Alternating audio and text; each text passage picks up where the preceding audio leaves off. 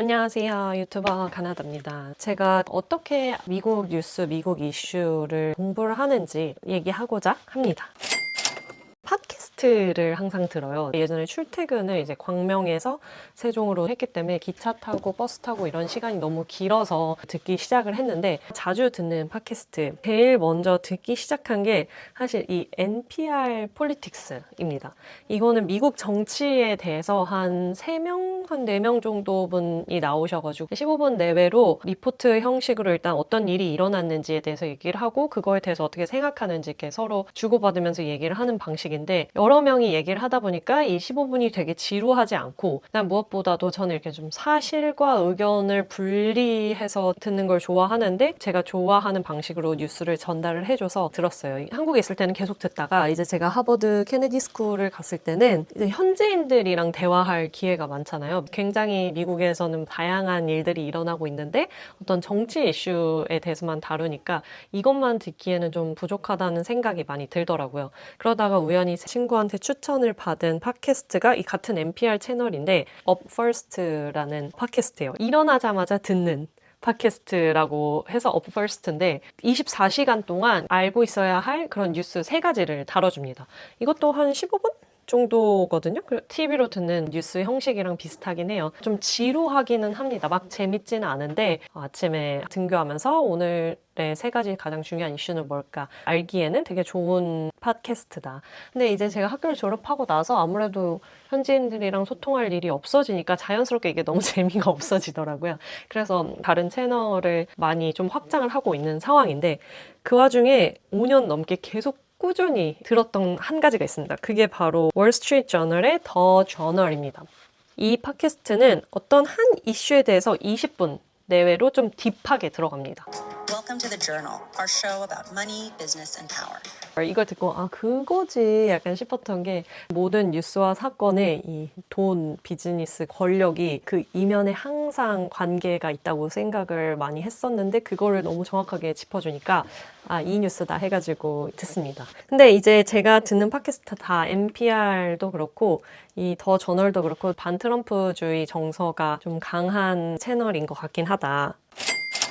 그 다음에 이제 제가 뉴스는 사실 뉴욕타임스를 주로 봅니다. 뉴욕타임스도 이제 트럼프가 엄청 싫어하는 매체인데 기획 기사 같은 것도 굉장히 잘 만들고 인포그래픽이라고 해야 되나요? 그런 것들도 잘 만들고 해서 미국 기사들은 또 왜 이렇게 긴지 모르겠어요. 우리나라의 이 인터넷 기사들은 좀 짧잖아요? 물론 여기도 이렇게 짧은 거 이렇게 올라오긴 하는데 기사가 너무 기니까 좀 읽는 게 부담스럽긴 합니다. 그 다음에 워싱턴 포스트나 폴리티코도 예전에는 많이 봤는데 요즘은 거의 뉴욕타임스만 보는 것 같아요. 그리고 이제 내가 좀 공부 좀 해야겠다 할 때 보는 게 이제 이 Foreign Affairs 매거진입니다. 이 Foreign Affairs는 매달 매거진이 나오거든요. 국제 관계를 다루는 전문 잡지다 보니까 이런 미중 관계 관련한 글들이 꽤 있는데 굉장히 잘 분석한 글들이 많아요. 그리고 이게 아무래도 매거진이어서 더 그런 건지 되게 문장 구조가 좀 좋다고 해야 되나? 좀 영어 공부하기에도 좋고 또 저에게 어떤 인사이트를 많이 주고 있는 매체입니다. 그 다음에 각자 좀 알아봐야겠다 할 때 제일 많이 가는 사이트가 CSIS, Center for Strategic and International Studies. 여기 사이트 가보면은 보고서가 많이 올라오는데 특정 지역 또는 특정 주제 관련해서 굉장히 심층 보고서가 많이 올라오고 공부하는데 도움이 많이 되는 보고서들이에요. 그런데 진짜 길어요. 막 몇십 페이지 되는 것들도 꽤 많이 있거든요. 그래서 이런 것들은 챗GPT 도움을 많이 받기도 합니다.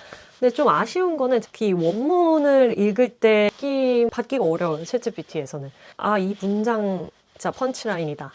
아니면은 이런 해석 좀 괜찮다. 저에게 인사이트로 다가오는 것들이 빡빡빡 있거든요.